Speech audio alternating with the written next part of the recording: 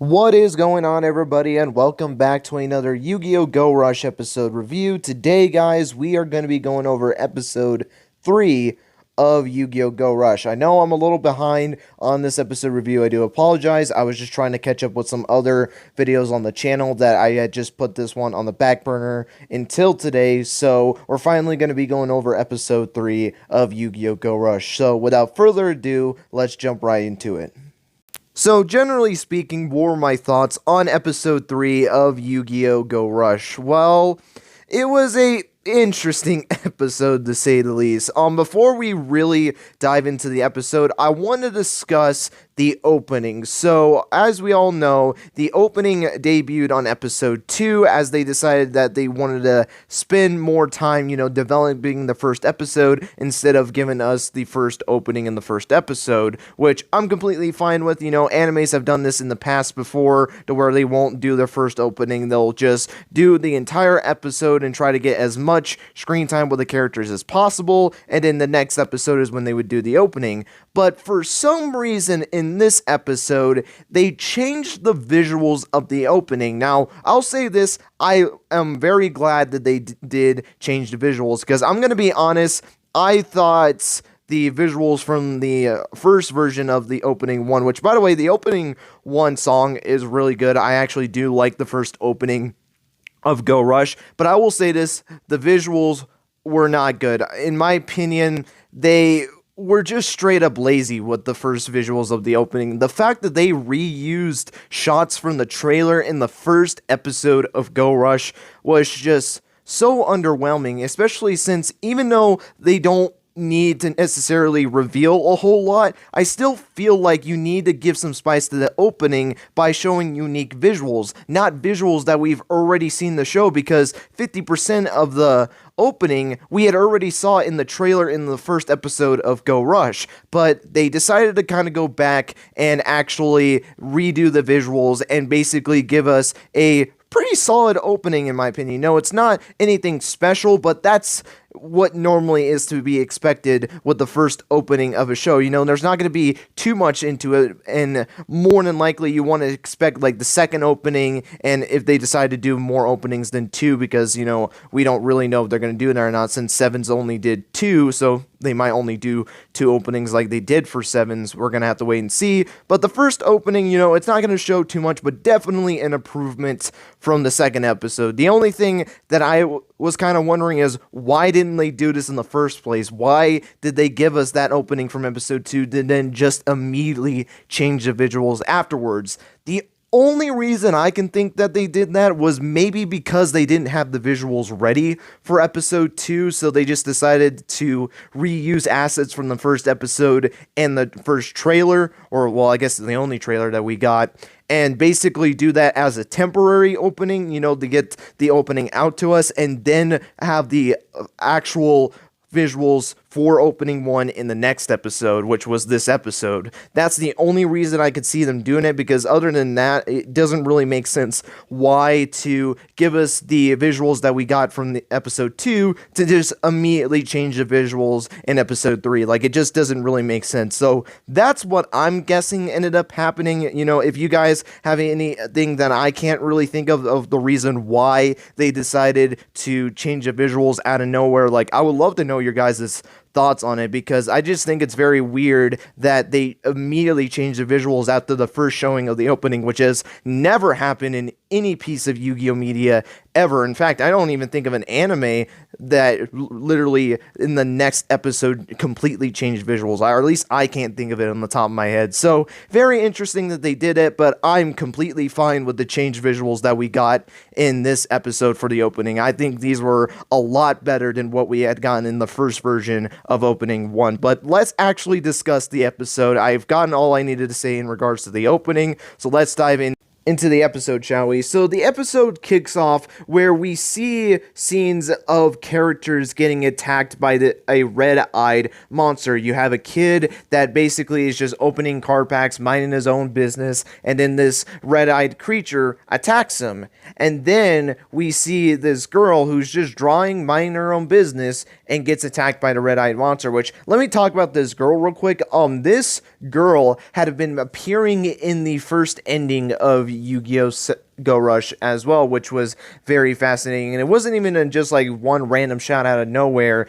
It was in multiple different shots of the ending. So this is a character that will be important at some point in the show. The fact that she was appearing a lot in the ending. So it's going to be very interesting to see what her role is going to be in the show. If she is going to have an important role or not, we're just going to have to wait and see on that. But the fact that they actually introduced her as one of the victims to this monster is very fascinating to see, at least. And we get to see one final character get attacked, and that is Mr. Yagi, as Mr. Yagi goes back in the house because, you know, they're having a cookout at the UTS building, and, you know, he goes back inside to get some more for the group, and when he was getting the Yakitori, I think is what it's called, he ends up getting attacked by the same monster. So because of this incident, they finally decide to take action as well. They had been getting reports that, you know, there was multiple instances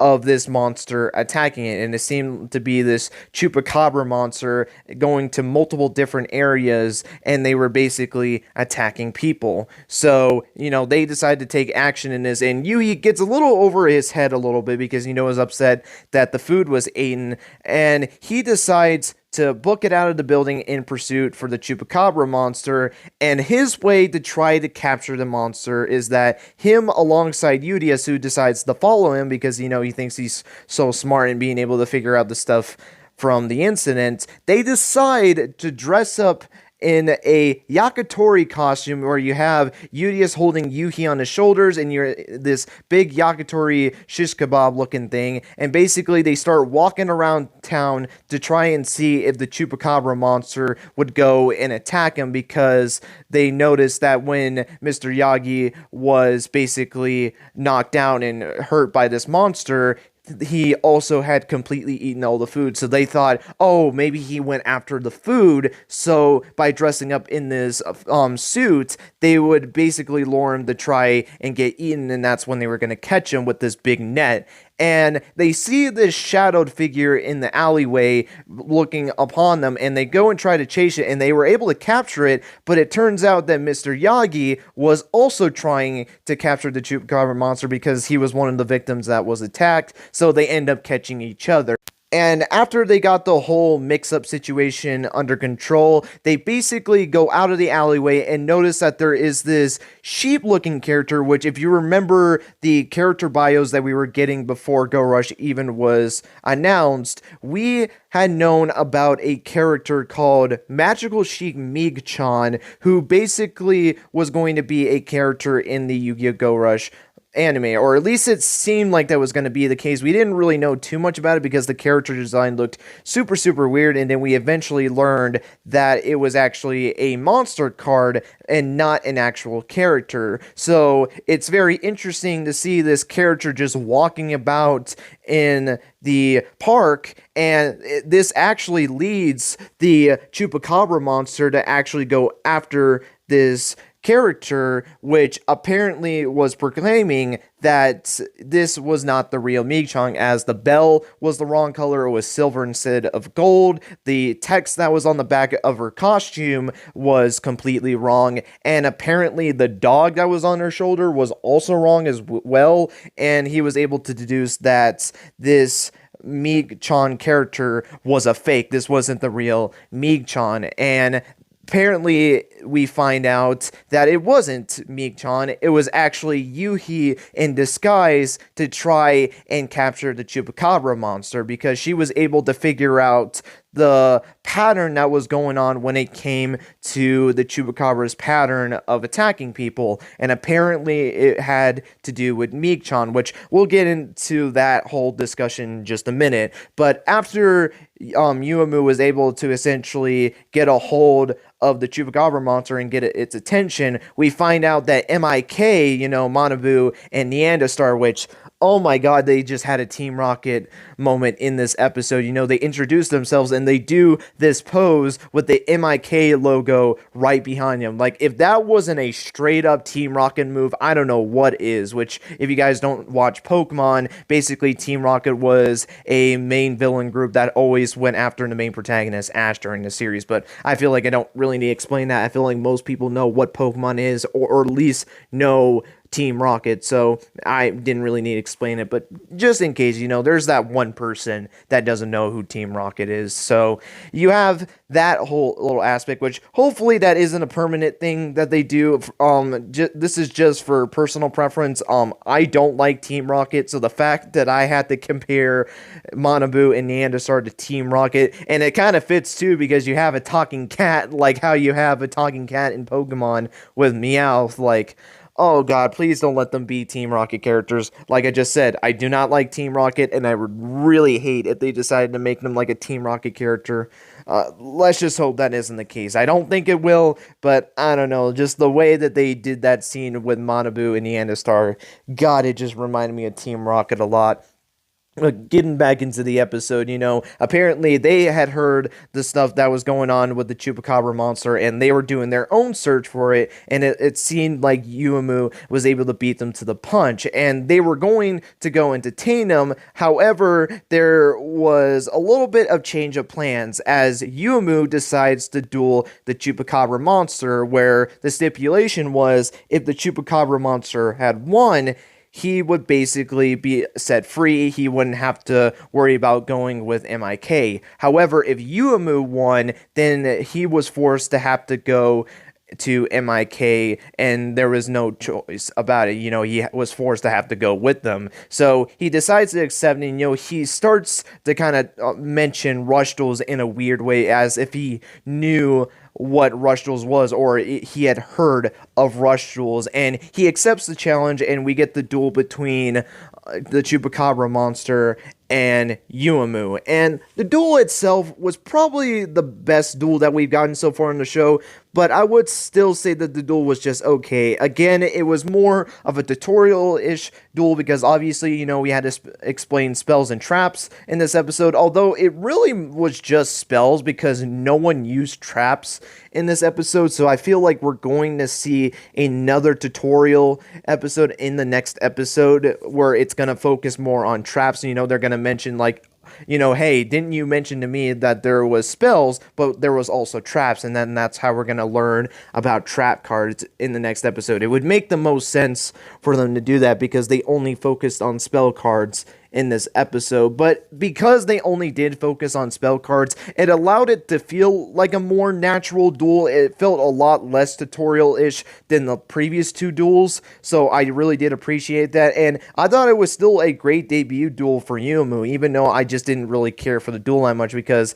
it still had the tutorial aspect to the duel. But another thing I will say about this is that this episode really made me hate the Chupacabra character because, oh my god, did he get annoying in this episode. The whole obsession that he has with Mii-chan is unhealthy, to say the least. Like, oh my god, it was so over the top in this episode, and I understand that was the joke of the episode, but my god, it was a little too much for me. Like, at first, it was a little funny because it's like, oh my god, he has a crush on this card, which we've seen it before. The example I can think on the top of my head was when Cyrus had a crush on the Dark Magician girl. I feel like that's a pretty famous moment, when the Dark Magician girl's spirit had kissed Cyrus. Like, I think most people do remember that episode, but the fact that he was so over the top, even saying, like, he wants to touch Mii-chan, like, what the hell, dude? Like, get priorities straight, dude. Like, this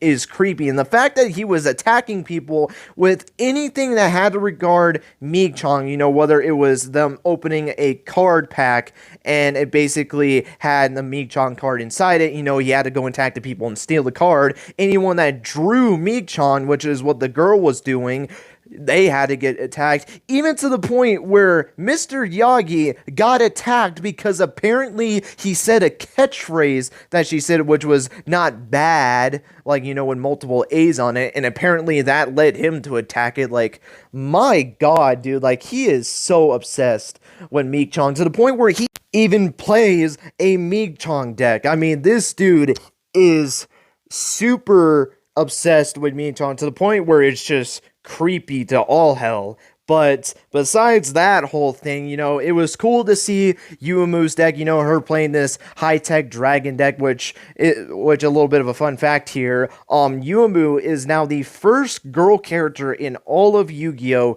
To play a dragon deck. And no, I am not counting Aki, who used Black Rose Dragon in her deck. She played a plant deck with a dragon ace. That is not a dragon deck. This is a dragon deck. And also, we do not count Asana either. Worms are different from dragons. That's the whole entire thing with worms, is that they're supposed to be dragons, but not dragons, That's just the worms thing, but it is not a dragon deck. This deck that Yumu is playing is a dragon deck. So it's super cool that she actually is using this. We get to see her ace monster for the first time, and she has a really cool thing with the dragon where the attack name of it is similar to Blue Eyes White Dragon's attack name.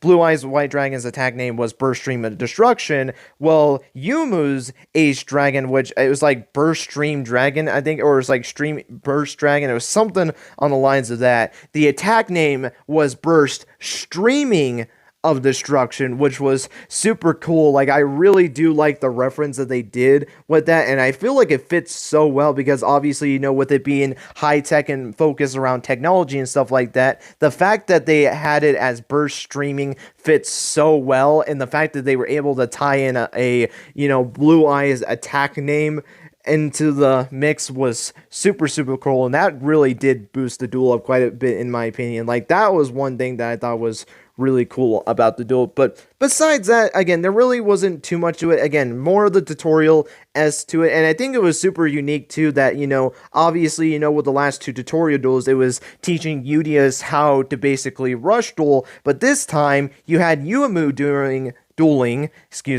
and you basically had Yudias witnessing how spells and traps work, which I think was a really cool way to kind of also help him learn about rush duels. But Yumu ends up winning the duel, and the Chupacabra Monster is forced to go with Manabu and Neanderstar back to MIK for interrogation. And, the whole crew goes back to basically go and celebrate their successful mission. They're getting all these calls about it because now, because of the whole incident was just solved thanks to UTS, people are basically now calling UTS to help them solve their problems, to the point where, like, everyone is basically on the phone, and even Yuhi is, like, on 10 phones at this point as well, and he starts to complain about his Earthamar because the Chupacabra Monster knows nothing about the Earthamar, which upset him because he was convinced that the Chupacabra Monster knew something about his Earthamar. So he's still in the hunt for the Earthamar, which I'm not surprised. I don't expect him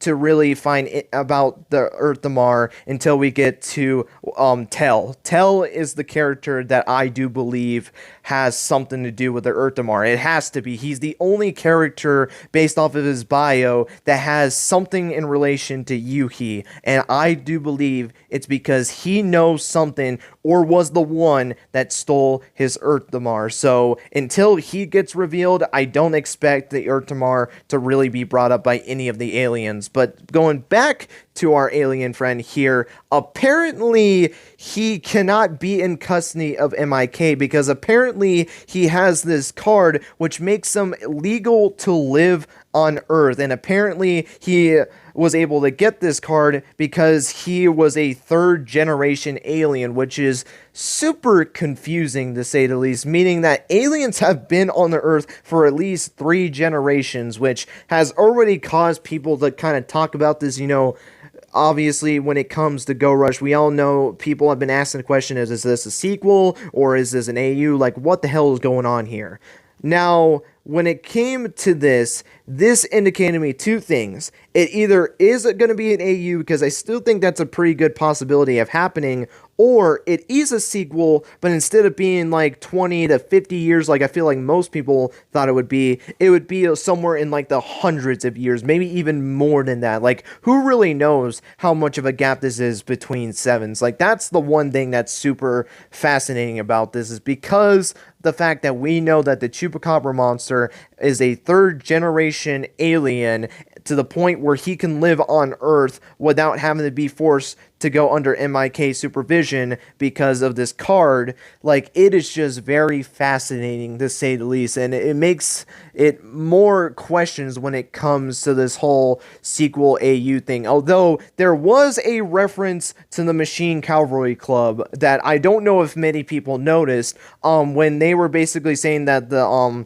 job was successful, we get to see this folder that has the Machine Cavalry Club logo right in the smack middle of the folder, which was super fascinating, to say the least. And I think that definitely is one of the tallies towards sequel, because the fact that they had that exact same logo on that file, and the fact that you have Galliant, who was a part of the Machine Cavalry Club, working at UTS, like, boy, oh boy, they definitely are helping the push towards a sequel, even though I still think AU does have its own benefits as well, because I don't think this basically confirmed that it was a sequel or not.